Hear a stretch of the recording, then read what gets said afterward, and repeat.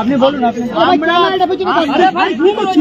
আমরা পশ্চিমবঙ্গের প্রত্যেকটা মেডিকেল কলেজ হাসপাতালের সমস্ত জুনিয়র ডাক্তাররা মিলে আজকে এই স্বাস্থ্য ভবনে কিছু প্রশ্নের উত্তর জানতে এবং কয়েকটা দাবি নিয়ে এসেছিলাম।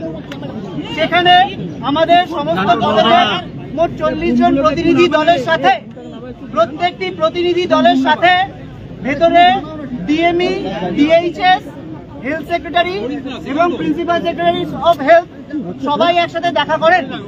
আমরা এখানে এসেছিলাম নির্দিষ্ট কিছু দাবি নিয়ে।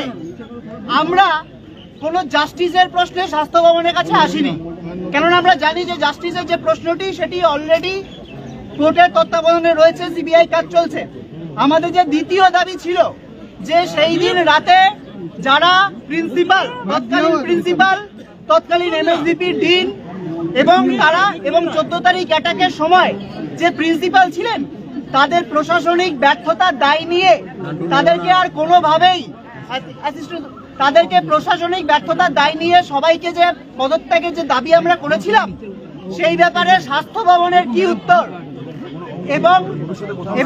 এবং ভবিষ্যতে তাদের যাতে কোনোভাবেই কোনো জায়গাকার প্রশাসনিক কোনো পদে না রাখা হয় তার যে ন্যায্য দাবি আমরা প্রথম দিন থেকে রেখে এসেছি সেটি আমরা রাখি।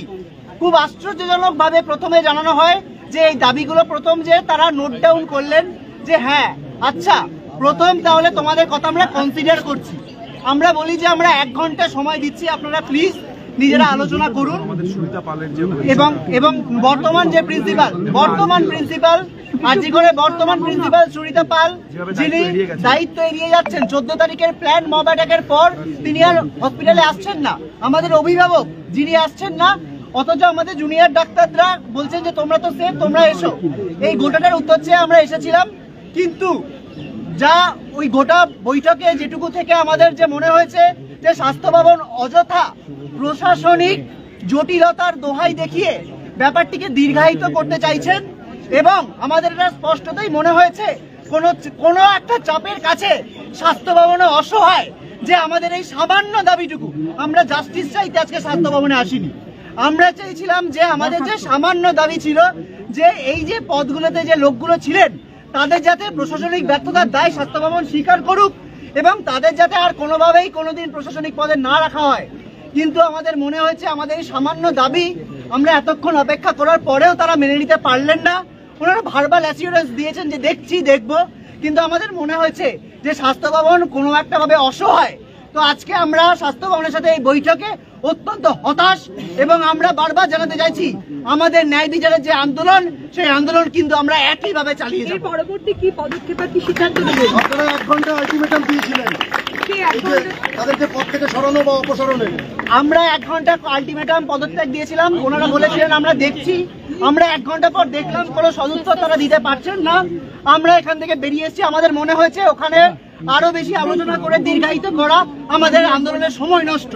আমাদের মনে হচ্ছে এই যে আজকে আমরা এত 5000-6000 ডাক্তাররা মিলে এলাম এবং তাদের রিপ্রেজেন্টেটিভরা ভেতরে এলাম, এবং মানে আমরা জানি এর আগে অনেক কিছু দাবি, যেমন আমাদের প্রিন্সিপাল ছিলেন উনি রিজাইন করলেন, তাকে মানে 4 ঘন্টার মধ্যে অন্য একটি কলেজের প্রিন্সিপাল করে দিলেন। কিন্তু অথচ এই ক্ষেত্রে আমরা যে ছোট ছোট দাবিগুলো নিয়ে এসেছি সেইগুলো ওনাদের মানতে এত সময়, এত প্রশাসনিক জটিলতা কেন আমরা বুঝতে পারলাম না। স্পষ্টতই আমরা এই যে আমাদের বৈঠক হলো তাতে আমরা খুবই হতাশ, এবং আমাদের মনে হয়েছে স্বাস্থ্য ভবন খুব অসহায়।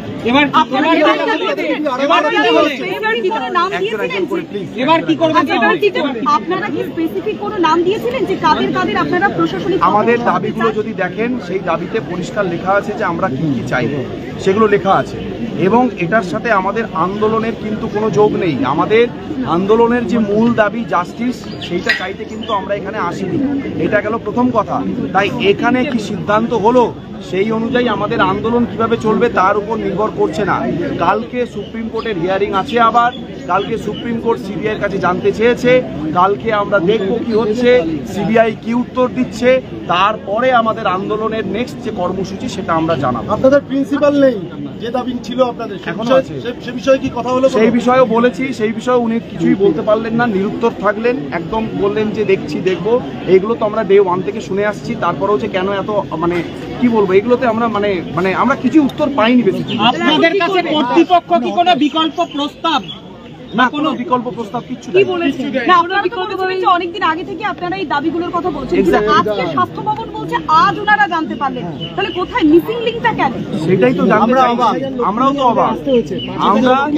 আমরা এতদিন ধরে এত কিছু রিকোয়েস্ট করার পর আজকে 5000-এর উপর মানুষ, পরে আমাদের আন্দোলনের নেক্সট যে কর্মসূচি সেটা আমরা জানাবো। আপনাদের প্রিন্সিপাল নেই, যে দাবি ছিল আপনাদের এখনো আছে। সে বিষয়ে কি কথা হলো? সেই বিষয়েও বলেছি, সেই বিষয়ে উনি কিছুই বলতে পারলেন না, নিরুত্তর থাকলেন, একদম বললেন যে দেখছি দেখবো।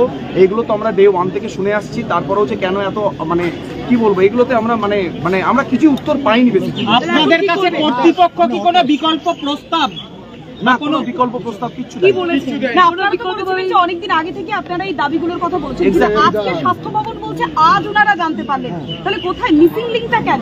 সেটাই তো জানতে চাই, আমরাও তো অবাক। আমরা এতদিন ধরে এত কিছু রিকোয়েস্ট করার পর আজকে 5000-এর উপর মানুষ নয়, বেশিরভাগই ডাক্তার আছেন, কিন্তু সাধারণ মানুষও আছেন, তারা যে এই 3 কিলোমিটার 3.5 কিলোমিটার হেঁটে হেঁটে এখানে এলাম, তাহলে আমাদের কি হলো? আমরা তো খুব ছোট্ট কিছু দাবি নিয়ে এসেছিলাম, মহামান্য মানে এমন কিছু তো দাবি নিয়ে আসেনি যে আমাদেরকে এইটা করে দিতে হবে ওইটা করে দিতে হবে।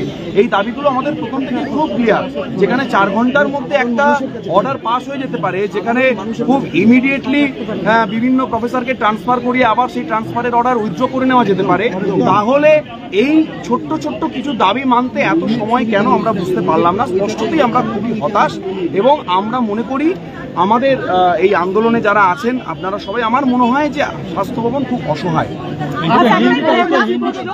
আপনারা প্রিন্সিপালকে ট্রান্সফার করার সঙ্গে সঙ্গে পরবর্তী পদক্ষেপ কি হবে? নতুন প্রিন্সিপাল তিনি কোনো কথা বলছেন না, আপনারা বলছেন যে কোনো চাপের কাছে নথি স্বীকার করছে স্বাস্থ্য ভবন, কোন চাপ? সেটা আপনারা স্বাস্থ্য ভবনকে জিজ্ঞেস করুন, সেটা আপনারা স্বাস্থ্য ভবনকে প্রশ্ন করুন। Thank you.